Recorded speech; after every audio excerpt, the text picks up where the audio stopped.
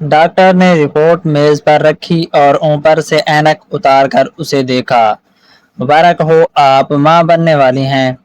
बतूल ने एक बार डॉक्टर को देखा, एक बार कागज को देखा। ये गलती हुई है। डॉक्टर ने हल्का सा सर हिलाया। नहीं बेटा, रिपोर्ट बिल्कुल वाज़ेह है। 6 हफ्ते हैं। बतूल की कुर्सी के नीचे से जमीन निकल गई। लेकिन ये मुमकिन नहीं है, मैं आपको बता रही हूँ, ये हो ही नहीं सकता। डॉक्टर ने उसे गौर से देखा। चेहरे पर हमदर्दी भी थी और कुछ और भी जो बतूल को पसंद नहीं आया। अगर आप चाहें तो दोबारा टेस्ट करवा सकती हैं। बतूल उठी और कागज उठाए बगैर बाहर निकल गई। लिफ्ट में दाखिल हुई और शीशे में अपना चेहरा देखा। वही चेहरा था, वही आंखें, वही नाक, वही रंग, लेकिन अंदर कुछ टूट गया था। बाहर निकलकर पैदल चलती रही। जहन में एक भी ख्याल नहीं था, बस एक खालीपन था जो हर तरफ फैला हुआ था। हॉस्टल में पहुंची तो सीढ़ियां चढ़ते हुए हाथ रैकिंग पर था, वरना गिरती। कमरे में आकर दरवाजा बंद किया और बिस्तर पर लेट गई। आंखें छत पर थीं। या अल्लाह, ये क्या हो गया। कुछ देर बाद उठी और साथ वाले कमरे में गई। सना उसकी वाहिद जानने वाली थी। दोस्त नहीं कह सकती थी, क्योंकि बतूल ने कभी किसी को दोस्त नहीं बनाया था, लेकिन सना कम अज कम उसे जानती थी। दस्तक दी। सना ने दरवाजा खोला और उसका चेहरा देखकर चौंकी। क्या हुआ तुझे, भूत देखा है। बतूल अंदर आई और कागज उसके सामने रख दिया। सना ने पढ़ा और एक लम्हे के लिए खामोश हो गई। फिर उसने ऊपर देखा। ये तेरी रिपोर्ट है। बतूल ने सर हिलाया। हाँ। सना ने कागज दोबारा देखा। लैब वालों ने गलती की होगी, दूसरी लैब से करवा। ऐसा होता है कभी कभी। बतूल को यही सुनना था कि वो उठी और अगले 2 घंटे में 3 मुख्तलिफ लैब से टेस्ट करवाए। तीनों की रिपोर्ट एक जैसी थी। वापस आकर सना के सामने तीनों कागज रख दिए। सना के पास अब कोई जवाब नहीं था। बतूल ने उसकी आंखों में वही तासुर देखा जो डॉक्टर की आंखों में था। वो उठी और अपने कमरे में आ गई। दरवाजा बंद किया और उस पर कुंडी लगा दी। फिर फर्श पर बैठ गई और इतना रोई कि हलक में दर्द होने लगा। अगले 2 हफ्ते कमरे से नहीं निकली। सना आती थी, दस्तक देती थी, वापस चली जाती थी। खाना दरवाजे के बाहर रखती थी, जो ठंडा होकर वापस उठा लिया जाता था। बतूल रात को उठती थी और वॉशरूम में पानी पीती थी। बस इतना काफी था जीने के लिए। खौफ ये नहीं था कि क्या हुआ, खौफ ये था कि कोई जानेगा तो क्या सोचेगा। अब्बा को पता चला तो क्या होगा। हवेली में खबर पहुंची तो क्या होगा। वो लड़की जिसने कभी किसी लड़के की तरफ नजर उठाकर नहीं देखा था, आज वो इस हाल में थी और उसे खुद नहीं पता था कि क्यों।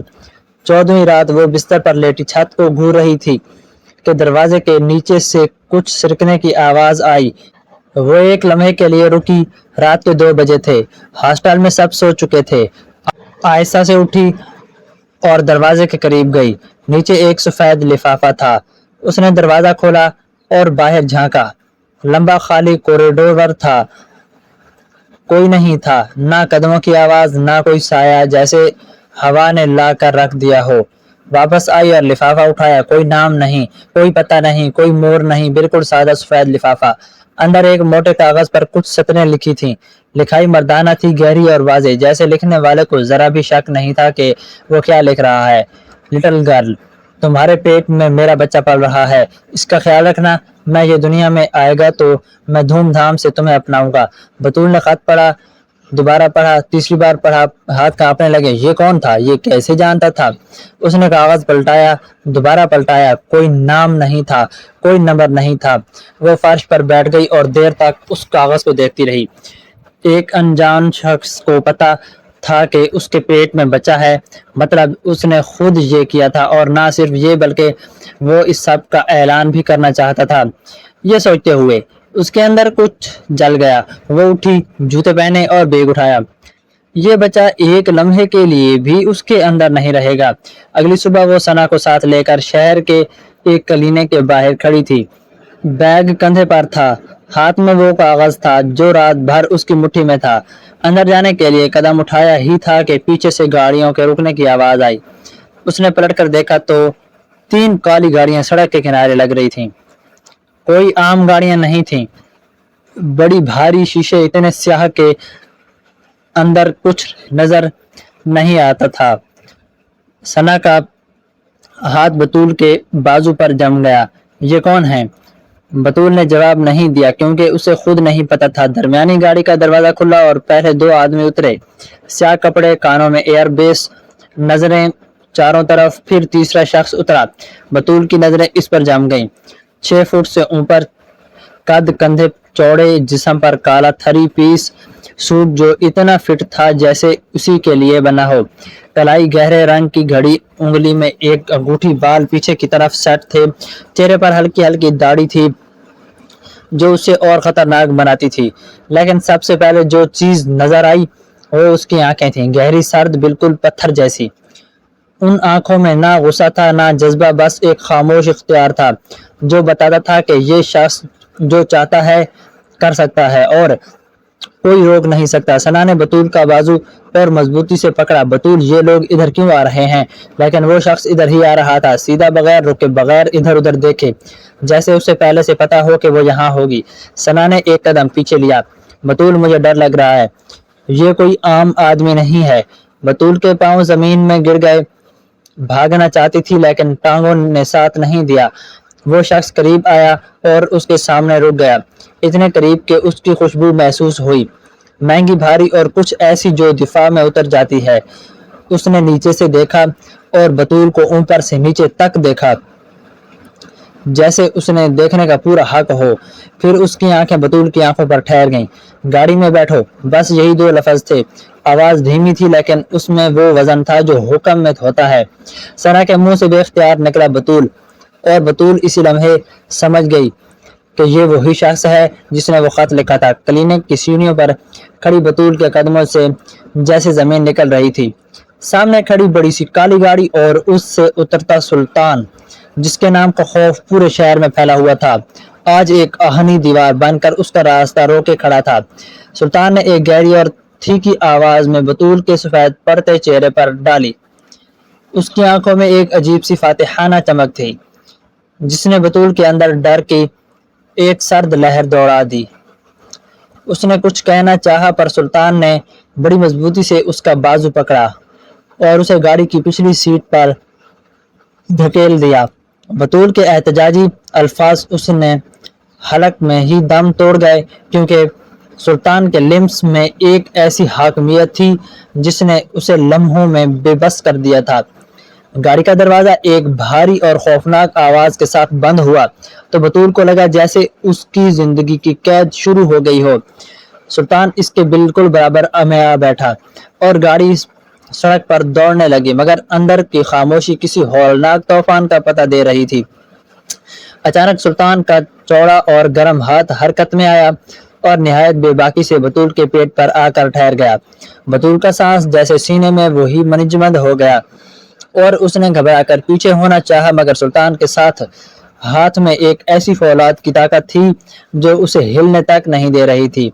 सुल्तान का हाथ वहीं जमा रहा, जैसे वो उस नन्ही सी जान को महसूस कर रहा हो जो अभी इस दुनिया में हंगामों से बेखबर थी। इसके रिम्स की तपिश बतूल के पूरे वजूद में किसी जहर की तरह उतरने लगी। उसने अपना चेहरा झुकाकर बतूल के करीब किया तो उसके गर्म सांसों की तपिश बतूल की गर्दन पर किसी शोले की तरह लग रही थी। वो निहायत धीमी और भारी आवाज में उसके कान में जहर घोलने लगा, तो जिसे तुम एक मामूली हादसा समझकर मिटाने निकली थी, बतूल, वो मेरे खून की अमानत है, मेरी काली सल्तनत का इकलौता वारिस है।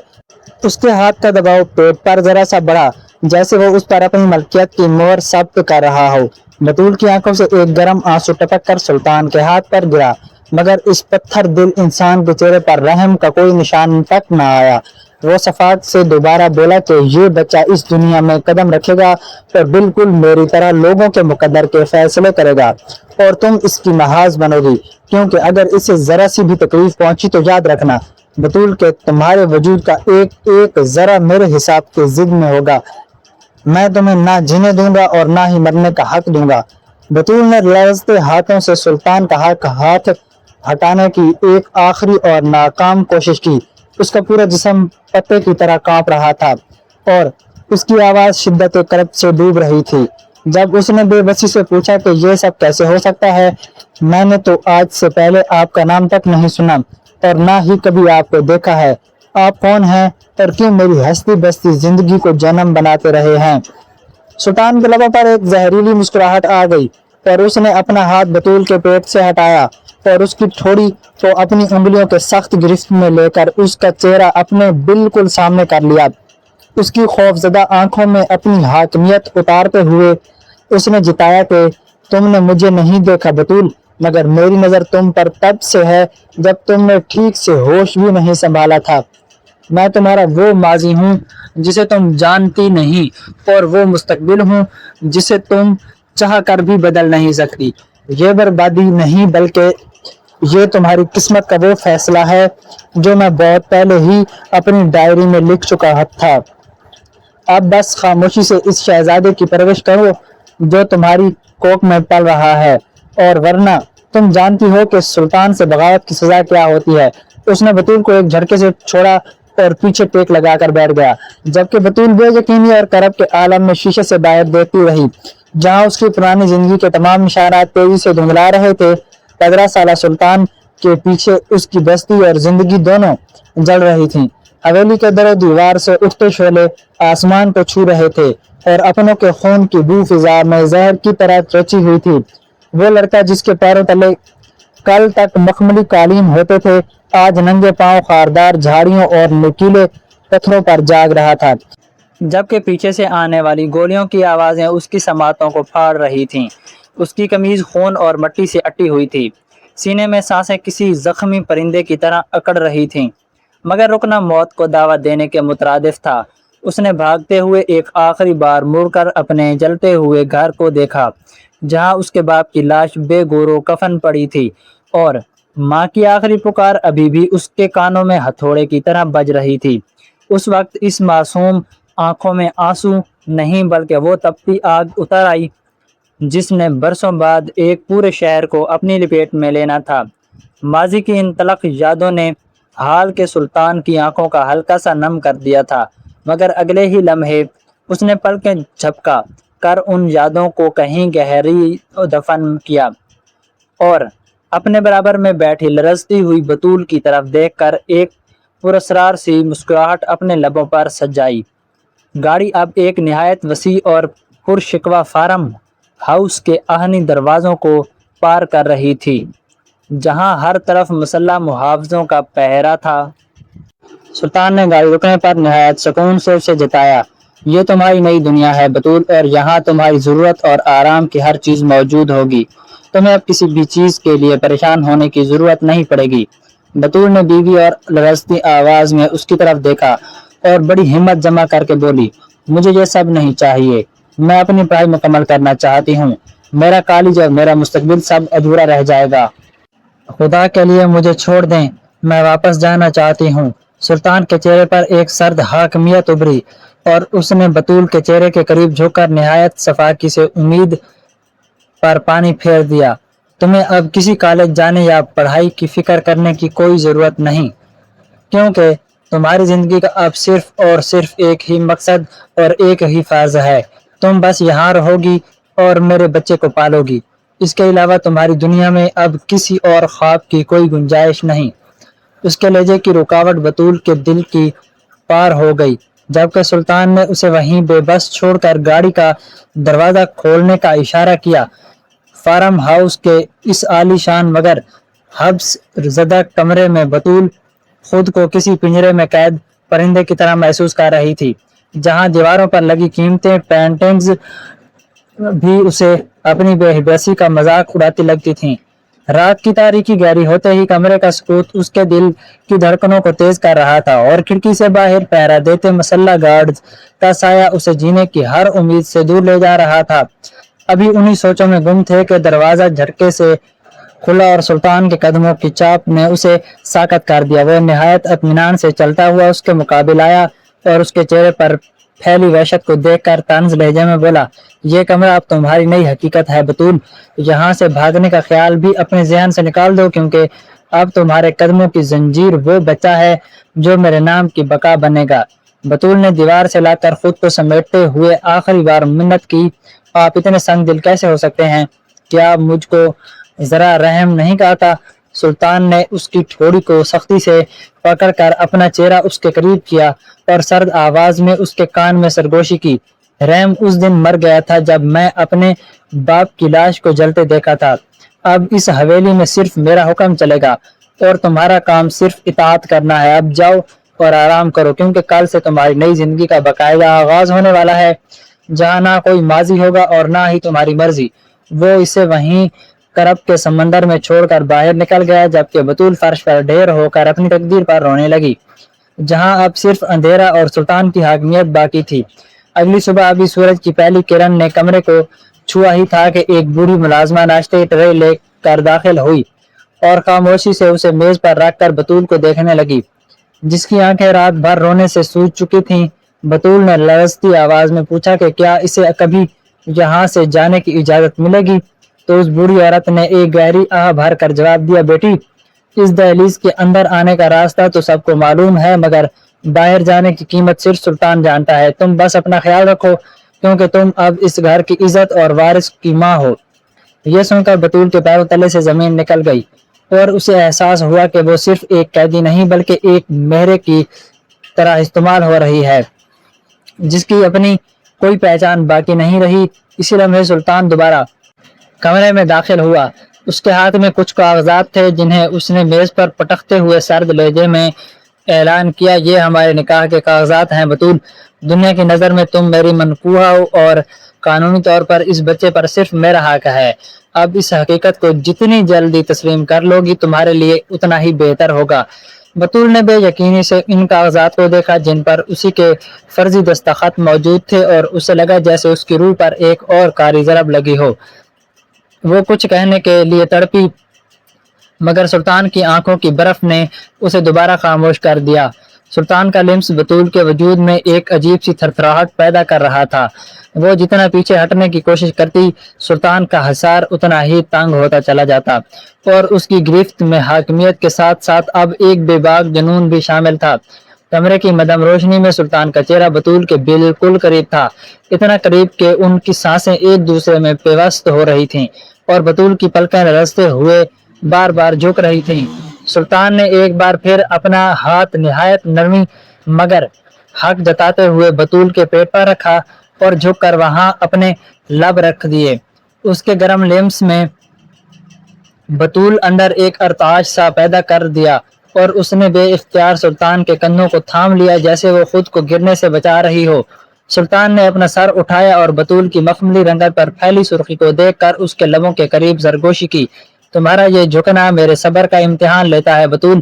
تم جانتی ہو کہ میں جو چاہوں چھین لینے کا عادی ہوں، مگر تمہارے معاملے میں میں چاہتا ہوں کہ تم خود کو میرے حوالے کر دو۔ بطول نے کانپتے لبوں کے ساتھ نظریں چرائیں، مگر سلطان نے اس کی ٹھوڑی پکڑ کر اسے دوبارہ اپنی آنکھوں کے سحر میں جگڑ لیا، اور ایک بار پھر جھک کر اس کے پیٹ کو نہایت پیار سے چوما۔ اس کا یہ اندازہ اتنا بولڈ اور والہانہ تھا کہ بطول کا دل سینے میں ہتھوڑے کی طرح بجنے لگا۔ وہ بار بار اسے خود سے دور کرنے کا نام کوشش کر رہی تھی، مگر سلطان کے بازوؤں نے اسے کسی قیمتی متاع کی طرح اپنے گھیرے میں لے رکھا تھا، اور وہ اس طرح بالوں کی لٹوں کو اپنی انگلیوں میں پدیرتے ہوئے اس کے کان کی لو کے پاس بولا، اس بچے نے تمہیں مجھ سے ہمیشہ کے لیے جوڑ دیا ہے۔ اب تم چاہ کر بھی مجھ سے دور نہیں جا سکتی، کیونکہ تمہارے جسم کا ذرہ ذرہ اب میری مالکیت بن چکا ہے۔ بطول کو محسوس ہوا جیسے اس کی ہمت جواب دے رہی ہے، اور سلطان کی قربت اس کی نفرت کو پگھلا کر کسی نامعلوم جذبے میں بدل رہی ہے۔ سلطان نے اس کے ماتھے پر ایک طویل بوسہ دیا اور پھر سے ایک پیٹ پر ہاتھ پھیرتے ہوئے اسے اپنی آغوش میں ایسے سمیٹا جیسے وہ دنیا کی تمام تلخیوں سے اسے محفوظ کر لینا چاہتا ہو۔ رومانس کا وہ خوبصورت سہرا بھی پوری طرح ٹوٹا بھی نہ تھا کہ فارم ہاؤس کی خاموشی اچانک گولیوں کی تھرتھراہٹ اور دھماکوں کی خوفناک آواز سے لرزا اٹھی۔ سلطان جو ابھی بطول کی آغوش میں سکون تلاش کر رہا تھا، ایک جھٹکے سے سیدھا ہوا، اور اس کی آنکھوں کی نرمی کی جگہ وہی پرانی شفافیت لوٹ آئی۔ اس نے ایک لمحے کی تاخیر کیے بغیر بطول کو بازو سے پکڑ کر بیڈ کے نیچے دھکیلا اور خود گن تان کر دروازے کی طرف بڑھا، جہاں باہر سے چیخو پکار اور بھاگ دوڑ کی آوازیں آ رہی تھیں۔ سلطان کا چہرہ غصے سے تھم تھما رہا تھا، اور وہ پھپھرے ہوئے شیر کی طرح دھاڑ کر، کون ہیں یہ بدبخت جو میری حد میں گھسنے کی جرات کر رہے ہیں؟ میری گارڈز کہاں مر گئے ہیں؟ میں ان سب کی کھال کھینچ لوں گا اگر میرے وارث یا اس کی ماں کو ذرا سی بھی خراش آئی۔ بطول جو بیڈ کے نیچے چھپی کانپ رہی تھی، گولیوں کی آوازیں سن کر اس کے دل میں جینے کی نہیں بلکہ مرنے کی ایک عجیب سی خواہش جاگ اٹھی۔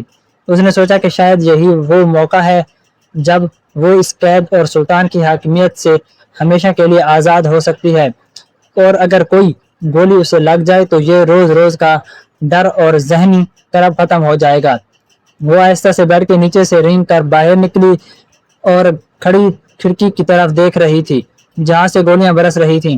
اس کا ارادہ تھا کہ وہ خود کو ان گولیوں کے سامنے پیش کر دے، مگر سلطان کی عقابی نظروں نے اسے دیکھ لیا۔ سلطان جو دشمنوں سے مقابلہ کر رہا تھا، جیسے ہی اس نے بطول کو کھڑی کی سے طرف بڑھتے دیکھا، وہ اپنی جان کی پرواہ کیے بغیر اس کی طرف چھپٹا اور اسے زور سے فرش پر گرا کر اپنے جسم کے حصار میں لے لیا۔ ٹھیک اسی لمحے ایک گولی اس کے بازو کو چھوتی ہوئی گزر گئی اور پیچھے دیوار میں جا کر لگی۔ سلطان نے زخمی بازو کے باوجود بطول کو سختی سے بھینچ لیا اور اس کی آنکھوں میں وحشت اور غصے کا ایک طوفان تھا۔ وہ چلایا، تم پاگل ہو گئی ہو بطول، تم مرنا چاہتی ہو؟ میں تمہیں اتنی آسانی سے نہیں مرنے دوں گا، کیونکہ تم میری اور صرف میری نہیں بلکہ جب تک میں زندہ ہوں تمہیں کوئی چھو بھی نہیں سکتا۔ باہر گارڈز نے حملہ آور کو پسپا کر دیا تھا اور فضا میں اب صرف بارود کی بو باقی تھی، مگر سلطان کا غصہ ابھی ٹھنڈا نہیں ہوا تھا۔ اس نے بطول کو اٹھا کر بیڈ پر بٹھایا اور خود زخمی بازو کو تھام کر گارڈز پر برس پڑا کہ تم سب کو زندہ چھوڑوں گا نہیں۔ غفلت کی وجہ سے میری بیوی اور بچے کی جان خطرے میں پڑ گئی، میں تمہیں ایسی سزا دوں گا کہ تم موت کی بھیک مانگو گے۔ بطول پھٹی پھٹی آنکھوں سے سلطان سے اس روپ میں دیکھ رہی تھی جس نے ابھی چند لمحے پہلے سے گولیوں کی بچھاڑ میں ڈال بن کر بچایا تھا۔ اس کے دل میں ابھی محبت تو نہیں جاگی، مگر سلطان کی اس دیوانگی اور بے خونی نے اسے بری طرح متاثر کر دیا تھا۔ وہ سوچ رہی تھی کہ ایک انسان اتنا سنگ دل ہو کر بھی کسی کی حفاظت کے لیے اپنی جان ہتھیلی پر کیسے رکھ سکتا ہے۔ سلطان نے ایک جھٹکے سے مڑ کر بطول کو دیکھا اور اس کے قریب آ کر اس کے چہرے کو دونوں ہاتھوں کے پیالے میں بھر لیا۔ اس کی آنکھوں میں ابھی بھی وہی فکر تھی جو بطول نے پہلے کبھی کسی نظروں سے اپنے لیے نہیں دیکھی تھی۔ تم ٹھیک ہو نا بطول؟ تمہیں کہیں چوٹ تو نہیں آئی؟ سلطان کی آواز میں اب غصے کی جگہ ایک عجیب سی لرزش تھی، جیسے اسے واقعی بطول کو کھو دینے کا خوف کھائے جا رہا ہو۔ بطول نے خاموشی سے اسے دیکھا اور اس کے زخمی بازو کی طرف اشارہ کیا جہاں سے خون تیزی سے رس رہا تھا، مگر سلطان نے اسے نظر انداز کرتے ہوئے حکم دیا کہ تم یہیں رہو گی اور باہر نکلنے کی کوشش بھی نہیں کرو گی۔ بطول کے ذہن میں وہ منظر بار بار گھوم رہا تھا جب سلطان نے اپنی جان کی پرواہ کیے بغیر اسے کھڑکی سے دور دھکیلا۔ اسے احساس ہوا کہ سلطان جتنا بھی برا سہی، اس کی حفاظت کے معاملے میں وہ دنیا کا سب سے مضبوط انسان ثابت ہوا تھا۔ اس کے دل میں سلطان کی اس مردانہ شخصیت اور جرأت کے لیے ایک انجانا سا احترام تھا اور تار پیدا ہو رہا تھا جو اسے ایک نئے شہر میں جکڑ رہا تھا۔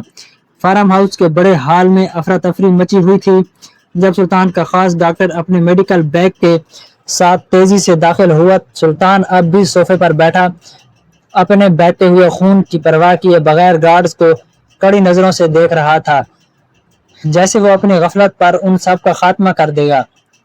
ڈاکٹر نے قریب آتے ہی سلطان کے بازو کا معائنہ کرنا چاہا، مگر سلطان نے اپنا ہاتھ اٹھا کر اسے سختی سے روکا اور بیڈ کی طرف اشارہ کیا جہاں بطول خاموشی سے بیٹھی اس ساری صورتحال کو دیکھ رہی تھی۔ سلطان کی آواز میں ایک خاص قسم کا فخر اور حاکمیت تھی جب وہ ڈاکٹر کی طرف دیکھ کر دو ٹوک لہجے میں گویا ہوا، ڈاکٹر پہلے میری بیوی بطول کا معائنہ کرو، اس سے یا میرے بچے کو کوئی چھوٹی سی چوٹ بھی نہیں آنی چاہیے، میرے زخم کی فکر بعد میں کرنا کیونکہ اس کی سلامتی میری ترجیح ہے۔ سلطان کے منہ سے پہلی بار سرعام اپنے لیے بیوی کا لفظ سن کر بطول کے کانوں میں جیسے سائیں سائیں ہونے لگی اور وہ بری طرح چونک کر بے یقینی سے اسے دیکھنے لگی۔ اسے صدمہ تھا کہ سلطان نے اتنی آسانی سے ایک فرضی رشتے کو حقیقت بتا کر ڈاکٹر کے سامنے پیش کر دیا تھا۔ ڈاکٹر نے بھی تھوڑی حیرت سے بطول کو دیکھا، مگر سلطان کے جاؤ جلال کے سامنے اسے کچھ بھی پوچھنے کی ہمت نہ ہوئی اور وہ خاموشی سے بطول کا چیک اپ کرنے لگا، جبکہ بطول کا دل سینے میں زور زور سے دھڑک رہا تھا اور وہ سوچ رہی تھی کہ سلطان اسے کسی گہری دلدل میں دھکیل چکا ہے جہاں سے نکلنے کا اب کوئی راستہ باقی نہیں۔ جب ڈاکٹر نے تسلی کر لی کہ بطول اور بچہ دونوں मुकम्मल महफूज हैं तो सुल्तान ने एक गहरा और इत्मीनान भरा सांस लिया और फिर अपना जख्म बाजू डॉक्टर के सामने फैला दिया। मरहम पट्टी के दौरान उसके माथे पर एक शकन तक ना आई, जैसे उसका दर्द एहसास ही न हो रहा हो, मगर उसकी तीखी नजरें मुसलसल बतूल पर जमो जब अब भी उसके बोले गए अल्फाज के जेर असर हैरानो परेशान खड़ी थी। सुल्तान ने डॉक्टर को रुखसत करने के बाद बतूल के करीब आकर उसके लरजते हाथों को थमाया और निहायत सुकून से बोला, हैरान होने की जरूरत नहीं है बतूल, दुनिया की नजर में मैं तुम सुल्तान की इज्जत और उसकी मनखूहा हो और आज से इस घर का हर फर्द तुम्हें इसी नजर से देखेगा। अब इस सच्चाई को अपने अंदर उतार लो, क्योंकि यही तुम्हारा मकद्दर है और यही तुम्हारी पहचान। बतूल सब कुछ कहना चाहती थी, मगर सुल्तान की आंखों में छुपी उसकी गहरी अपनायत और तहफ़्फ़ुज़ के एहसास ने उसे दोबारा खामोश होने पर मजबूर कर दिया। उसे पहली बार ये शिद्दत से एहसास हुआ कि सुल्तान उसे सिर्फ कैदी नहीं रखना चाहता, बल्कि वो उसे अपनी काली दुनिया का सबसे मोतबर हिस्सा बना चुका है। सुल्तान की काली गाड़ियों का काफिला जब बतूल के बाप की हवेली के सामने रुका तो फिजा में एक अजीब सी संगीनी और मौत जैसी खामोशी छा गई। वही हवेली जहां बरसों पहले सुल्तान के अपनों का लहू बहाया गया था, आज उसी के बूटों की धमक से लड़क रही थी। सुल्तान ने गाड़ी से उतरकर निहायत सुकून से बतूल का हाथ थामा और उसे अपने हाथ खींचते हुए हवेली के मरकज हाल में दाखिल हुआ, जहां सामने ही बतूल का बाप चौधरी हशमत अपने गुस्से और तकब्बुर के साथ खड़ा था। मगर जैसे ही उसकी नजर सुल्तान के तीखे नकूश और उसकी आंखों में दहकती इंतकाम की आग पर पड़ी, उसके हाथ से सिंगार गर गया और चेहरे की रंगत लम्हों में फौक हो गई। हशमत के कदमों तले से जमीन जैसे निकल गई हो। वो हिलाते हुए बोला, सुल्तान तुम तो मर चुके थे। उस दिन उस आग में कोई नहीं बचा था। सुल्तान ने एक जहरीली और फातिहाना मुस्कुराहट अपने लबों पर सजाई और बतूल के गिर्द अपना बाजू फहराकर उसे अपने वजूद के करीब कर लिया। उसकी आंखों में बरसों की तरफ और आज की जीत का निशाना साफ झलक रहा था। हशमत की नजरें जब अपनी बेटी के जर्द चेहरे और उसकी बदली हुई हालत पर पड़ी तो उसका गुस्सा आसमान को छूने लगा। वो धाड़ा, ये क्या तमाशा है सुल्तान, मेरी बेटी तुम्हारे साथ क्या कर रही है और इसे इस हाल में यहाँ लाने की तुम्हारी हिम्मत कैसे हुई? सुल्तान ने जोरदार कहकहा लगाया जो हवेली के दरो दीवार से टकराकर वापस आया और फिर निहायत सपाटी से हशमत की आंखों में आंखें डालकर बोला, हैरत हो रही है ना चौधरी साहब, जिस नस्ल को आप मिटाने की कसम खाई थी आज वही खून आपकी बेटी की कोख में पड़ रहा है। जी हाँ, आपका नवासा और मेरी काली सल्तनत का इकलौता वारिस बहुत जल्द इस दुनिया में कदम रखने वाला है। ये सुनते ही जैसे हशमत पर सबसे तारी हो गया, उसका चेहरा गुस्से और तरफ से काला पड़ गया और वो तरफ अपनी बेटी की तरफ बढ़ा, मगर सुल्तान के मुसल्लह गार्ड्स ने उसे वहीं जकड़ लिया। बतूल की मां ने धाड़े मार कर रोना शुरू कर दिया और वो बेबसी से अपनी बेटी को देख रही थी जो किसी जिंदा लाश की तरह साकत खड़ी ये सब देख रही थी। हशमत की आंखों में खून उतर आया। वो बेबसी से हाथ पैर मार रहा था, मगर सुल्तान ने उसके करीब झुककर निहायत धीमी और जहरीली आवाज में जताया, जिस दिन तुमने मेरे बाप के सीने में गोलियां उतारी थी उस दिन तुमने सिर्फ एक इंसान नहीं बल्कि अपना मुस्तकबिल मार दिया था।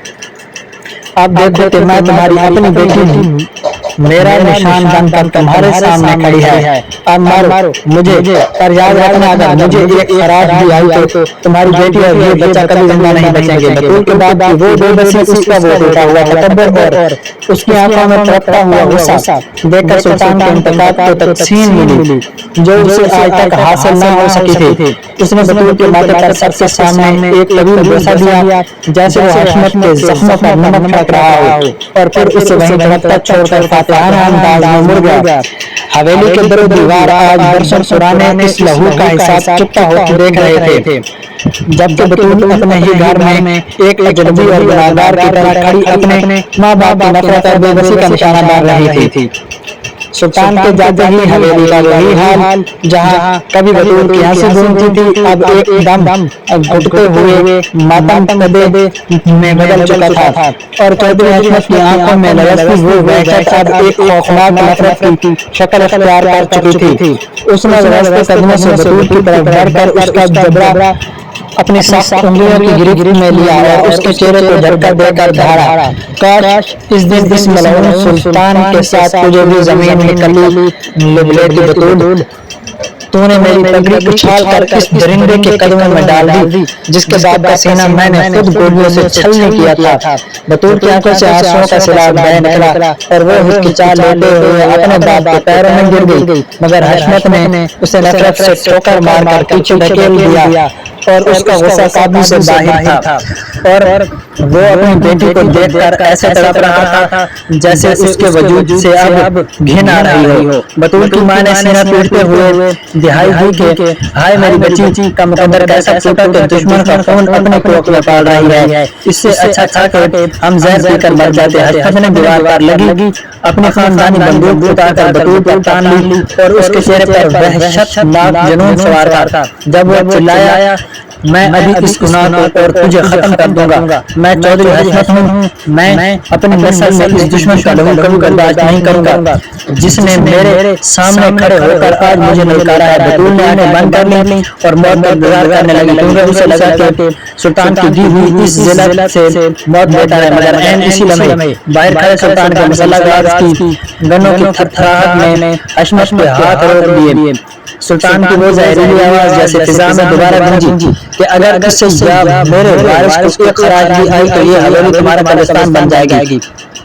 حشمت کا ہاتھ کانپنے لگا اور وہ بے بسی سے بندوق پھینک کر زمین پر ڈھیر ہو گیا کیونکہ وہ جانتا تھا کہ سلطان اب وہ بچہ نہیں رہا بلکہ ایک ایسا عنقریب افریت بن چکا ہے جس نے اسے جیتے جی مار دیا تھا۔ بطول وہیں فرش پر پڑی سسک رہی تھی جہاں اس کا اپنا باپ اسے اپنی موت کی دعا دے رہا تھا اور اس کی ماں اسے چھونے تک سے کترانے لگی تھی۔ اسے شدت سے احساس ہوا کہ وہ اب نہ اس گھر کی رہی اور نہ ہی اس دنیا کی، وہ تو بس سلطان کے انتقام کا وہ مہر بن چکی تھی جس نے اپنے والدین کو ان کے جیتے جی قبر میں اتار دیا تھا۔ حویلی کے در و دیوار اس کی بے بسی پر نوحہ تنا تھے جب چودھری حشمت کا تکبر خاک میں مل چکا تھا اور وہ اپنی بیٹی کے سامنے ایک بار ہارے ہوئے جواری کی طرح اپنی بربادی کا تماشا دیکھ رہا تھا۔ سلطان حویلی سے نکل کر سیدھا شہر کے قدیم اور اجاڑ قبرستان کی طرف بڑھا جہاں کی خاموشی اور مٹی کی سوندھی خوشبو اسے ہمیشہ اپنے ماضی کے اس بھیانک دن کی یاد دلاتی تھی جب اس نے اپنے ہاتھوں سے اپنے ماں باپ کی ادھوری لاشوں کو مٹی تلے چھپایا تھا۔ وہ اپنے سیاہ چادر کو کندھے پر ڈالے بھاری قدموں سے چلتا ہوا ان دو قبروں کے پاس آ کر ٹھہر گیا جو اب وقت کی دھول سے اٹی ہوئی تھی، مگر اس کے سینے میں دبی آگ آج بھی اتنی ہی تازہ تھی جتنی 15 سال پہلے تھی۔ اس نے قبر کی مٹی پر اپنا ہاتھ رکھا اور ایک طویل سر بھر کر نہایت دھیمی مگر لرزتی ہوئی آواز میں سرگوشی کی، ابا جی آج میں نے اس حشمت کا غرور اسی حویلی کے صحن میں دفن کر دیا ہے جہاں آپ کا لہو بہا تھا۔ میں نے اسے جیتے جی وہ موت دی ہے جس کی طرف سے اسے قبر تک چین نہیں لینے دے گی۔ سلطان کی آنکھیں نم ہو رہی تھی مگر ان میں کمزوری نہیں بلکہ ایک وحشیانہ سکون تھا جب اس نے دوبارہ مٹی کو سہلایا اور اپنی ماں کی قبر کی طرف دیکھ کر بولا، امی آپ کی بہو اور میرا وارث اسی گھر میں ہے جہاں سے آپ کو بے دخل کیا گیا تھا۔ آج اس دشمن کی بیٹی میری قید ہے اور اس کی کوکھ میں پلنے والا میرا بچہ اس حشمت کے لیے وہ ناصور بنے گا جو اسے پل پل مارے گا۔ اس نے ایک مٹھی بھر مٹی اٹھا کر اسے سختی سے بھینچا اور آسمان کی طرف دیکھ کر ایک عجیب سی مسکراہٹ اپنے لبوں پر سجائی۔ اسے محسوس ہو رہا تھا جیسے اس کے والدین کی روحیں آج اس انتقام کی تکمیل پر اسے دعا دے رہی ہوں گی۔ وہ لڑکا جو کبھی ننگے پاؤں ان گلیوں میں اپنی جان بچانے کے لیے بھاگا تھا آج ایک ایسا سلطان بن کر لوٹا تھا جس نے اپنے دشمنوں کے گھروں میں ماتم بچھا دیا تھا۔ اس نے جیب سے ایک پرانی تصویر نکالی جو اس کی ماں کی نشانی تھی اور اسے قبر کے خطبے پر رکھ کر عہد کیا کہ جب تک وہ حشمت کی نسل کو اپنے قدموں تلے نہیں رون دے گا وہ چین سے نہیں بیٹھے گا۔ اس کی تنہائی اب ایک طاقت بن چکی تھی اور اس قبرستان کی خاموشی اس کی جیت کی گواہ تھی۔ سلطان کی کوئی دیر دیر وہیں بیٹھا رہا. اس کی آنکھوں میں ماضی کے وہ مناظر فلم کی طرح چل رہے تھے. جب وہ ایک بے بس بچہ تھا مگر اب وہ ایک ایسا شکاری تھا جس نے اپنے شکار کو اس کے اپنے ہی حال میں پھنسا لیا تھا اور بطول اس کے اس کام کا وہ سب سے خوبصورت موڑ تھی جسے وہ کبھی نہیں چھوڑنے والا تھا. سلطان قبر کی خاموشی سے نکل کر جب دوبارہ حشمت کی حویلی کے آہنی دروازے پر پہنچا تو اس کے بوٹوں کی دھمک نے پہرے داروں کے دل دہلا دیے اور کسی میں اتنی جرأت نہ تھی کہ وہ اس طوفان کا راستہ روک سکتا. وہ فاتحانہ انداز میں چلتا ہوا سیدھا اسی حال میں داخل ہوا جہاں چودھری حشمت اپنے خاندان کے بڑوں اور وفاداروں کے ساتھ سر جوڑے بیٹھا ہی اپنی بربادی کا سوگ منا رہا تھا. سلطان کے اچانک ظہور نے سب کو ساکت کر دیا اور فضا میں ایک بار پھر وہی دہشت لوٹ آئی. سلطان نے سب کے سامنے حشمت کی آنکھوں میں آنسو آنکھیں ڈال کر ایک ایسا راز فاش کیا جس نے حویلی کی بنیادیں ہلا دیں. اس نے تیکھے لہجے میں اعلان کیا کہ یہ وہی سلطنت ہے جسے تم نے بچپن میں آگ کے حوالے کیا تھا مگر قدرت نے مجھے تمہارے ہی گناہوں کا حساب لینے کے لیے زندہ رکھا. آج تمہاری بیٹی کے ساتھ میرا رشتہ اس بربادی پر مہر تصدیق ثابت کر رہا ہے. حشمت جواب اب تک اس حقیقت کو چھپانے کی کوشش کر رہا تھا کہ سلطان اس کے پرانے دشمن کا بیٹا اب اپنوں کے سامنے رسوائی سے بچنے کا کوئی راستہ نہ پا کر ٹوٹ گیا اور اسے اپنی سفید پگڑی کا بھرم رکھنے کے لیے مجبوراً سلطان کو اپنے داماد کے طور پر قبول کرنے کا اعلان کرنا پڑا کیونکہ اس کے پاس اب کوئی اور چارہ باقی نہ تھا. حویلی میں اس سے پہلے رات کا سامان انتہائی بوجھل تھا جہاں ایک طرف سلطان اپنے دشمنوں کے بستر پر پاتے بن کر لیٹا تھا اور دوسری طرف حشمت اپنے ہی گھر میں ایک ہارے ہوئے جواری کی طرف دیواروں کو تک رہا تھا جبکہ بطول اپنے کمرے میں تنہائی میں اس بدلے ہوئے مقدر پر حیران تھی کہ جس دشمن کو وہ کل تک اپنا اغواکار سمجھتی تھی آج وہی اس کے خاندان کا باقاعدہ حصہ بن چکا تھا. حشمت نے بوجھل دل کے ساتھ حویلی کے نوکروں کو حکم دیا کہ سلطان کی ہر بات مانی جائے کیونکہ اب وہی اس گھر کا وارث اور داماد ہے. مگر اس کی آنکھوں کا وہ چھوٹا ہوا غصہ اور بے بسی چیخ چیخ کر کہہ رہی تھی کہ سلطان نے اسے جیتے جی مار دیا تھا اور یہ رشتہ اس کی زندگی کا سب سے بڑا کڑوا گھونٹ تھا. اس رات حویلی کے در دیوار میں خاموشی سے ایک نئے دور کا آغاز کیا جہاں سلطان کا جاؤ جلال اب حشمت کے تکبر پر حاوی ہو چکا تھا اور انتقام کی یہ آگ اب ایک نئے رشتے کی شکل میں دہک رہی تھی. سلطان حویلی کے اس پرانے کمرے میں داخل ہوا جہاں بطول بستر کے کونے پر سمٹی کسی ہارے ہوئے قیدی کی طرف بیٹھی تھی. اس کی آمد پر بطول نے سر اٹھا کر اسے دیکھا تو اس کی آنکھوں میں اب صرف ڈر نہیں بلکہ اس نئے رشتے کی کڑواہٹ اور سچائی کا کرب بھی تھی جو سب سے سامنے آ چکا تھا. سلطان نے کمرے کا دروازہ پیچھے سے بند کیا اور وزنی قدموں سے اس کے قریب آیا.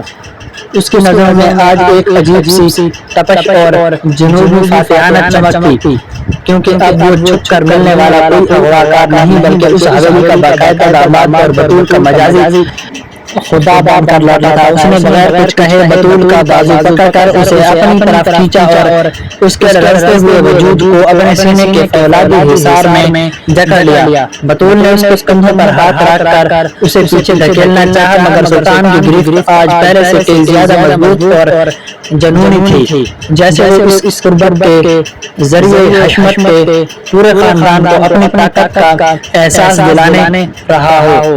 سلطان نے اپنا چہرہ بطول کے کان کے قریب جھکایا اور اس کی گرم سانسیں بطول کی گردن پر تازیانے کی طرح لگنے لگی. جب وہ سرگوشی میں بولا اب تم چاہ کر بھی مجھ سے نظریں نہیں چرا سکتے بطول آج اس حویلی کا ہر ذرہ گواہ ہے کہ تم میری ہو. تمہارے باپ نے خود اپنے ہاتھوں سے تمہیں میرے حوالے کیا ہے اور اب میرے اور تمہارے درمیان کوئی دیوار باقی نہیں رہی. بطول کی ہچکی بن گئی اور اس نے بے بسی سے اپنی آنکھیں موند لی مگر سلطان نے اس کی ٹھوڑی کو سختی سے پکڑ کر اس کا رخ اپنی طرف کیا اور نہایت بے باکی سے اس کے لبوں کے قریب جھک گیا.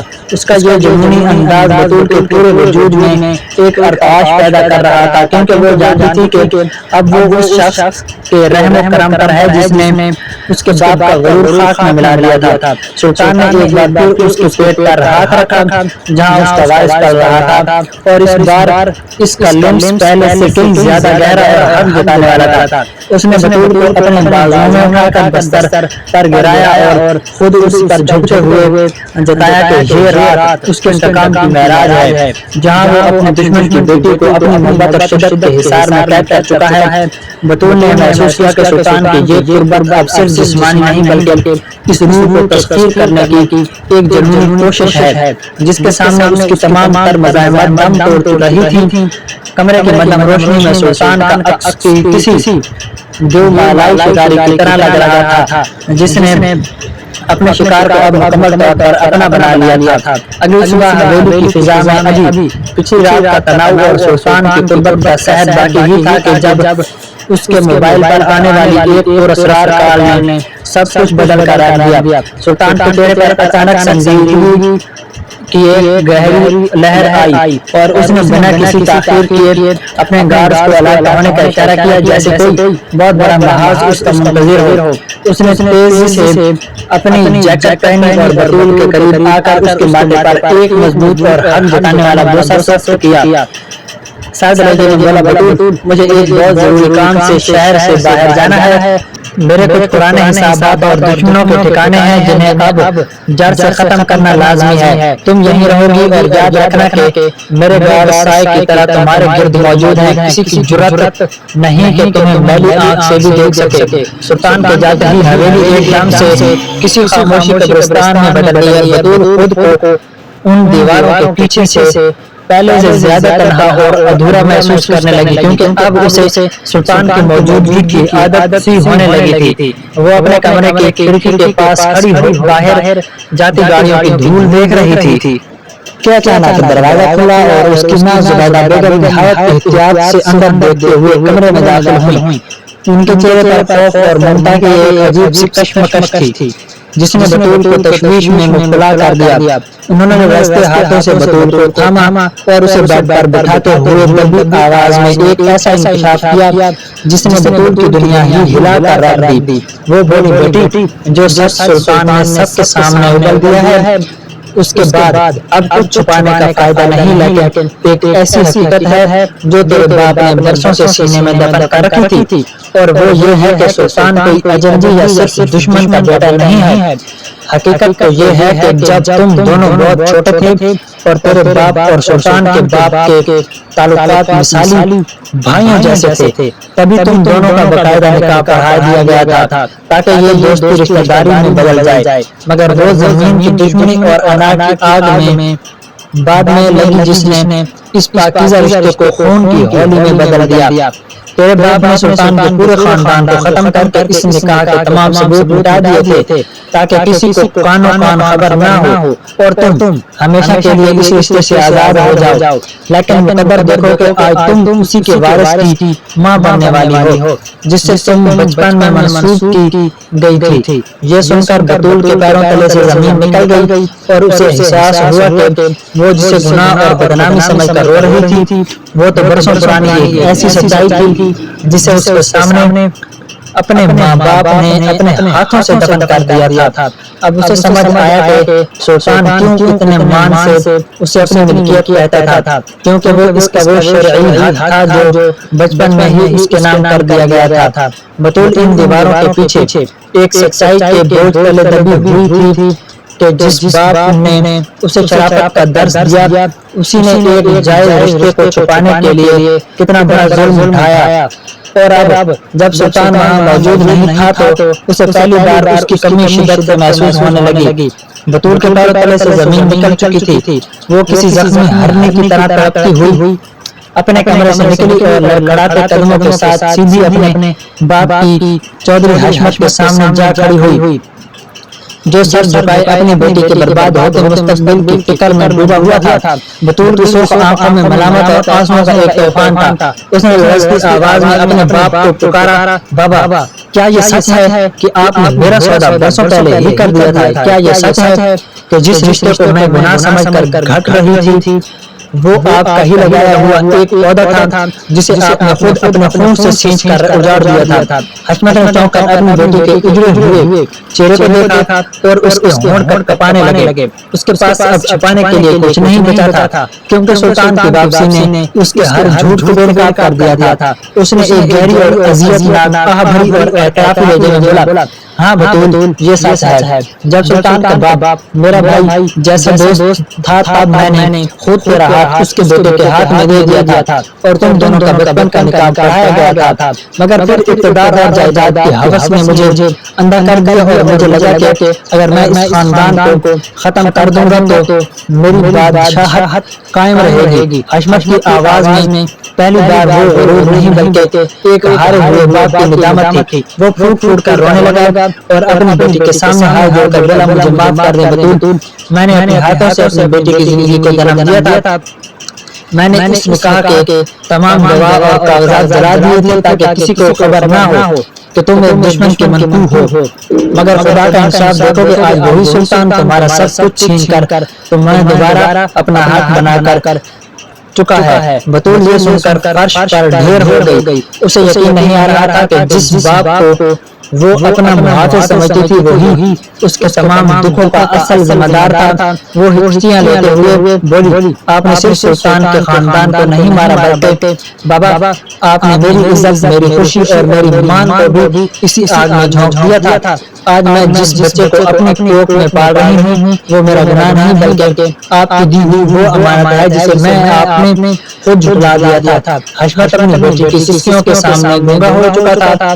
اس کا وہ تکبر جو کبھی آسمان کو چھوتا تھا اب مٹی میں مل چکا تھا اور وہ اپنی ہی بیٹی کی نظروں میں ایک مجرم بن کر کھڑا تھا جسے اب اپنی موت بھی سکون نہیں دے سکتی تھی۔ حویلی کا وہ حال اب بیٹی کے بہنے اور اقراف جرم کی گواہی دے رہا تھا، جبکہ باہر کھڑے سلطان کے گارڈز کے موجودگی بطول کو بار بار اس حقیقت کا احساس دلا رہی تھی کہ اب اس کی زندگی کا ہر فیصلہ اس شخص کے ہاتھ میں ہے جسے اس کے اپنے باپ نے یتیم کیا تھا۔ سلطان کی روانگی کو کئی دن بیٹھ چکے تھے مگر حویلی کی فضاؤں میں پھیلا تعفن اور انکشافات زہر بطول کے وجود کو اندر سے چاٹ رہا تھا۔ وہ ہر لمحہ دروازے کی سمت دیکھتی جا رہی تھی کہ سلطان کہاں تھا اور اب اسے اپنی بے چینی کی تپش اپنی روح تک محسوس ہو رہی تھی۔ اسے سمجھ نہیں آ رہا تھا کہ وہ کسی جذبے کے تحت سلطان کا انتظار کر رہی ہے۔ کیا یہ وہ پرانا بچپن کا نکاح تھا جس کی سچائی نے اس کے دل میں ہمدردی پیدا کر گئی تھی، یا پھر سلطان کا وہ وحشیانہ تحفظ جو اسے اپنے ہی باپ کی نفرت سے بچا رہا تھا؟ وہ رات بھر مسلح پر بیٹھی سسکتی رہی اور کبھی کھڑکی سے باہر ان گارڈز کو دیکھتی جو سلطان کی عدم موجودگی میں بھی اس کی حاکمیت کا نشان بن کر کھڑے تھے۔ اسے بار بار سلطان کا وہ لمس یاد آتا جو اس کے پیٹ پر پرانے وائرس کے لیے حقیقت بن کر ٹھہرا جاتا تھا اور اب وہی لمس اسے اپنی زندگی کا واحد سہارا لگنے لگا تھا۔ دن گزرتے گئے اور سلطان کی کوئی خبر نہ آئی تو بطول کی بھوک پیاس اڑ گئی۔ اس کا رنگ پیلا پڑنے لگا اور وہ گھنٹوں حویلی کے برآمدے میں بیٹھ کر رستوں کی تکتی رہی جہاں دھول کے سوا کچھ نہ تھا۔ اسے لگ رہا تھا جیسے سلطان کے بغیر یہ حویلی اس کے لیے ایک ایسی قبر بن گئی ہے جہاں اس کے اپنے ماں باپ کی نظریں اسے مجرم قرار دے رہی تھیں۔ پھر ایک رات جب طوفان ہواؤں نے حویلی کو کواڑوں کو جھنجھوڑنا شروع کیا تو اچانک گاڑیوں کی ہیڈ لائٹس کی روشنی دیواروں پر عکس کرنے لگی اور بطول کا دل سینے میں دہشت سے رہ گیا۔ وہ دیوانہ وار نیچے کی طرف بھاگی جہاں سلطان کی گاڑی آ کر رکی تھی۔ گاڑی کا دروازہ کھلا تو سلطان باہر نکلا مگر وہ سلطان نہیں تھا جو جاہو جلال کے ساتھ یہاں رخصت ہوا تھا۔ اس کا لباس جگہ جگہ سے پھٹا ہوا تھا، چہرے پر گرد و غبار کی جمی ہوئی تھی اور اس کی آنکھوں کی وہ پرانی چمک اب شدید تھکن اور پھوٹ پھوٹ میں بدل چکی تھی۔ وہ لڑکھڑاتے قدموں کے ساتھ اندر داخل ہوا تو بطول نے آگے بڑھ کر اسے تھامنا چاہا مگر سلطان کا توازن برقرار نہ رہا اور وہ بطول کے کندھے پر اپنا پورا بوجھ ڈال کر ڈھیر سا ہو گیا۔ اس کی سانسیں اکھڑ ہوئی تھیں اور وہ اتنا ٹوٹا ہوا لگ رہا تھا جیسے اس نے زندگی کی سب سے بڑی جنگ ہاری دی ہو۔ بطول نے اس کے زخمی اور تھکے ہوئے وجود کو سنبھالے تو محسوس ہوا کہ سلطان کا جسم بخار سے تپ رہا ہے اور وہ نیم بے ہوشی کی حالت میں صرف بطول کا نام پکار رہا تھا۔ جیسے اس طوفان میں اسے صرف اس ایک ساحل کی تلاش تھی۔ بطول کی آنکھوں سے آنسو بہہ کر سلطان کے گرد آلود چہرے پر گرنے لگے اور اس نے پہلی بار سلطان کو اس بے بسی کی حالت میں دیکھ کر اسے سینے سے لگا لیا۔ اسے احساس ہوا کہ یہ سمجھے انسان بھی اندر سے کتنا زخمی ہے، جسے اپنوں کی بے وفائی اور دشمنوں کی سازشوں نے پورا چور چور کر دیا ہے۔ سلطان نے ہذیانی کیفیت میں بطول کا ہاتھ تھاما اور ٹوٹتی آواز میں بولا، بطول میں نے سب ختم کر دیا، مگر میں خود بھی ختم ہو گیا ہوں، اب صرف تم ہو میرے پاس، مجھے اکیلا مت چھوڑنا۔ بطول نے اسے سہارا دے کر کمرے کی طرف بڑھا دیا جہاں اب ایک نیا امتحان ان کا منتظر تھا۔ اسے اب سلطان کی نفرت سے نہیں بلکہ اس کی خاموشی ٹوٹ ٹوٹ سے ڈر لگ رہا تھا، جو اسے ایک جیتا جاگتا انسان سے مٹی کا ڈھیر بنا رہی تھی۔ کمرے کی بوجھل فضا میں موت کی چاپ اتنی واضح تھی کہ بطول کے پورے میں ارتعاش برپا تھا۔ مدھم پڑتی ہوئی روشنی میں سلطان کا زرد پڑتا چہرہ کسی بجھتے ہوئے چراغ کی مانند لگ رہا تھا جو اپنی آخری لو دے رہا ہو۔ بطول نے لرزتے اور تھرتھراتے ہاتھوں سے جب سلطان کا خون آلود کرتا ہوا اس کے سینے سے ہٹایا تو اس کی سسکیاں ایک وحشتناک چیخ میں بدل گئیں۔ ایک گہرا سیاہ ہوتا ہوا زخم سلطان کے دل کے قریب کسی بددعا کی طرح نقش تھا، جس کے ارد گرد پھیلی ہوئی رنگیں پکار کر کہہ رہی تھی کہ زہر اب اس کے پورے وجود کو تسخیر کر چکا ہے۔ سلطان نے طرف کی شدت سے اپنی آنکھیں موند لی اور بطول کا ہاتھ پکڑ کر زبردستی اپنے اسی تپتے ہوئے زہریلے زخم پر رکھ دیا۔ اس کا لمس برف کی طرح ٹھنڈا پڑ رہا تھا جب وہ اکھڑتی سانسوں کے ساتھ نہایت دھیمی اور رقص آمیز آواز میں گویا ہوا، دیکھ بطول، یہ ہے اس دشمنی کا آخری حساب جو ہمارے بڑوں نے برسوں پہلے خون سے شروع کی تھی۔ میں نے سوچا تھا میں فاتح بن کر لوٹوں گا اور تمہارے باپ کے سامنے تمہیں اپنا حق جتاتے ہوئے سینہ تان کر کھڑا ہوں گا، مگر قدرت کو میرے لہو کا نذرانہ ہی منظور تھا تاکہ یہ خونی کھیل ہمیشہ کے لیے دم توڑ دے۔ بطول نے دیوانہ وار اپنا سر اس کے چوڑے سینے پر رکھا اور اس کے کرتے کو مٹھیوں میں بھینچ کر روتے ہوئے چلائی، سلطان، خدا کے لیے ایسا مت کہیں، آپ مجھے اس موڑ پر تنہا نہیں چھوڑ سکتے جہاں ابھی بھی مجھے آپ کے اس سچ کا پتہ چلا ہے جو میرے وجود کی بنیاد تھا۔ ابھی تو مجھے آپ کے اس بچپن کے مان کو جینا تھا جسے میرے اپنے باپ نے مجھ سے چھپایا تھا۔ آپ کو مجھے معافی مانگنے اور آپ کی محبت کو سمجھنے کا موقع تو دینا ہوگا۔ سلطان کے نیلے پڑتے لبوں پر ایک تلخ مگر بے پناہ محبت سے لبریز آخری مسکراہٹ رقص کرنے لگی۔ اس نے بڑی مشقت سے اپنا لرزتا ہوا ہاتھ اٹھا کر بطول کے بھیگے گالوں کو چھوا اور اس کے بالوں کی لٹوں کو انگلیوں میں الجھاتے ہوئے سرگوشی کی۔ معافی تو مجھے مانگنی تھی میری جان، میں نے تمہیں اپنے مقام کی آگ میں جھونکا، تمہیں قیدی بنایا اور تمہیں معصومیت کا سودا اپنی انا سے کیا، مگر یقین کرو بطول، اس پتھر دل سلطان کا ہر دھڑکتا احساس صرف تمہارے قدموں کی دھول تھا۔ میں نے تمہیں جتنی شدت سے چاہا شاید کوئی انسان اپنی زندگی سے بھی اتنی محبت کرتا ہو۔ اس نے ایک طویل اور تکلیف دہ سانس لیا، اس کی آنکھوں کی وہ وحشیانہ چمک اب ایک ابدی نیند کی دند میں گم ہو رہی تھی۔ اس نے آخری بار اپنی پوری قوت جمع کر کے بطول کا ہاتھ اپنے پیٹ پر موجود اپنے وارث کی جگہ پر رکھا اور وصیت کے لہجے میں جذباتی ہو کر بولا، اسے اس حویلی کے چھوٹے تکبر، جائیداد کی ہوس اور دشمنی کی اس کالی آگ سے بہت دور رکھنا بطول۔ اسے بتانا کہ اس کا باپ کوئی درندہ یا اغواکار نہیں تھا بلکہ وہ ایک ایسا ہارا ہوا عاشق تھا جس نے صرف اپنا وہ حق مانگا تھا جو خدا نے اس کے نام کیا تھا۔